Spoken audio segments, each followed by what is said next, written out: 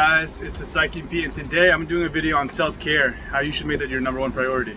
It's really nice out in Maryland. It's the first day, it's like 80 degrees, grilling out some burgers and some buns. So, alright guys, let's get to it.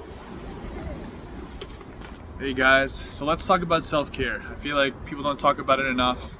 You know, obviously in any job, you have to practice self-care regardless, but with this job specifically, I think you really have to focus on it and make sure that you do make it a good priority. So when I was kind of coming up as a Psych NP student, I had 3 psychiatrists that precepted me. I had 1 Psych NP that precepted me, and they told me they felt that they were burnt out. They were saying that they're financially they're secure, but other than that, they weren't as happy. They were in the field for 5-10 years. Some of these people were working inpatient psych, some people were working outpatient psych. Sorry guys, it's a little windy out here, but they told me that they were really burnt out, and I was like, man, I hope that never happens to me, because my goal and my dream was to become a Psych NP. I was excited to work, but one of my preceptors told me, Fabius, don't take a job that you're going to be doing 15-minute medication checks or 20-minute medication checks. Have a job where you have 30 minutes at least at minimum with the patient, at least an hour for initial evals, so you can actually take a breather. You're not feeling rushed every day at work. In my first job, I was working 4 days a week, 10-hour days, and same thing, was 30-minute medication management appointments, 1 hour initial evals. But after a while, it kind of took a toll on me. I was like, man, if I had to do this for 5-10 more years, would I be tired? Would I be burnt out? And I thought maybe I could be. You give a lot to these patients. You try to set boundaries.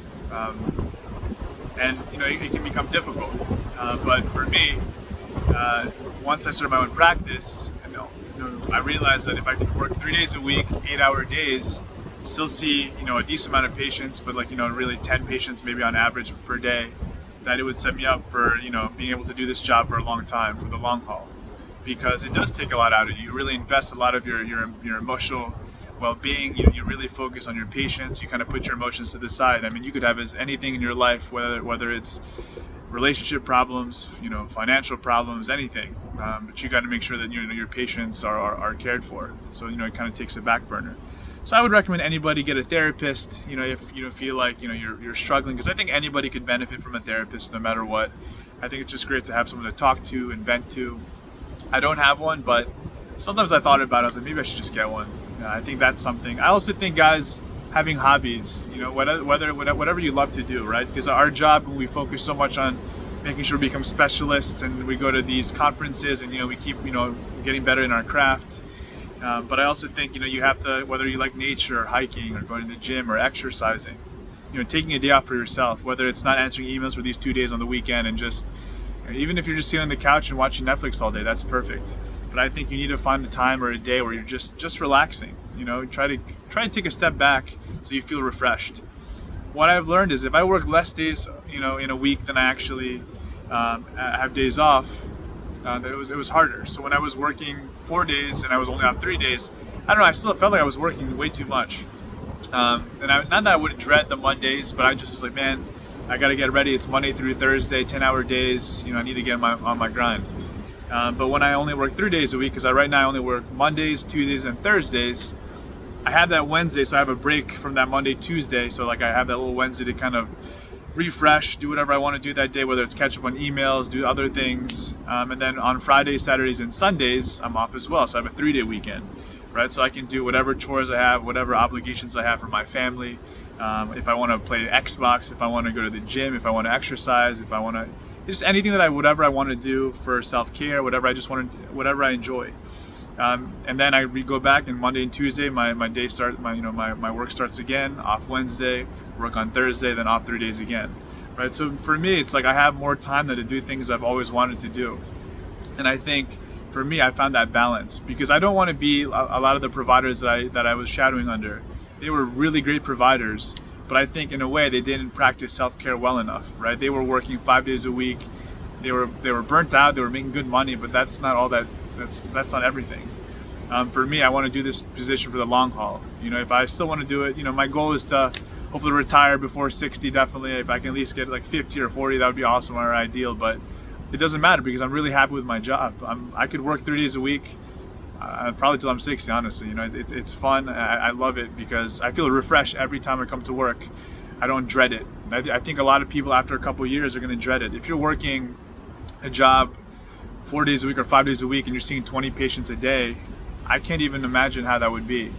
Focusing on charting, you're always in a rush or always in a bind. I don't think whatever job you choose to take, I mean, you should make sure that you don't have to see as many patients per day because you're bringing enough money for that practice, or whether you start your own practice and kind of call your own shots and make your own hours.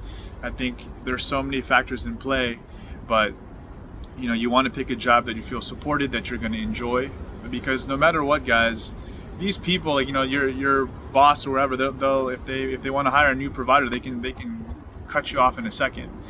So you want to make sure you practice enough self-care that you just don't want to be taken for granted, right? So just find that balance, guys. That's all I'm trying to say. I know I'm kind of rambling now, but it was important for me because I've just seen way too many people burnt out and tired of this job, and I see why, and I know why, right? Because I can see this kind of job and what it can do to you over time.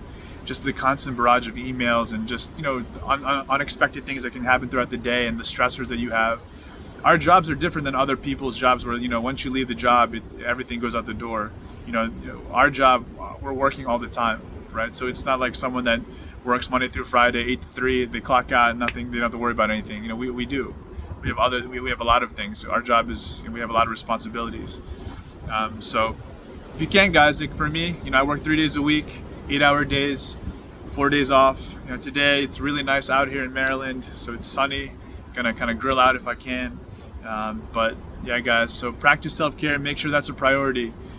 Number one, because the last thing you want to do is you get this job and you become miserable in this position because you're getting overworked. I think society always says you got to work hard, you got to grind, and you got to put in the time, but I don't think that's always correct. I know a lot of providers that, personally, even social media influencers, that are burnt out, or they were burnt out, that's why they leave the field.